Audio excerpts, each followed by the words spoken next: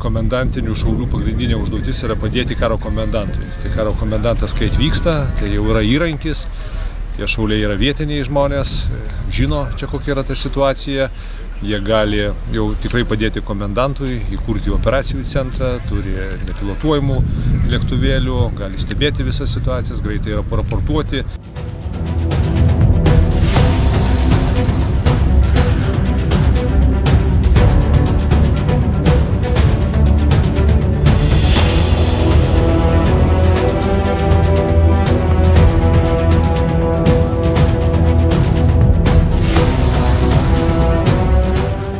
Alytuje tai dabar yra pirmas tokios praktinės komendatūros pratybos didesnės, bet mes ateityje planuojame tokias pratybas daryti, kad būtų kiekvienoje apskrityje.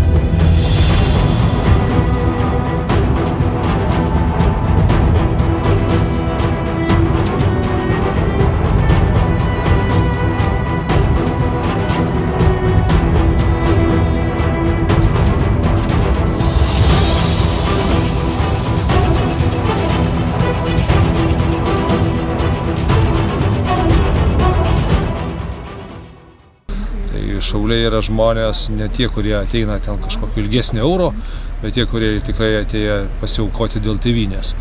Tai tokia yra ta mano patirtis, pastaruosius 10 metų, kiek aš stebiu šaulius pratybose, tai yra išskirtiniai, elitiniai Lietuvos žmonės, o ruoštis, aišku, reikia, tobulumui nėra ribų, bet kaip matėte, pavyzdžiui, medicina, tai kaip profesionaliai suteikta pirmoji pagalba, tai aš vertinu tikrai teigiamai, bet sakau, kaip tobulumui nėra ribų, bet rašome stiprų 8.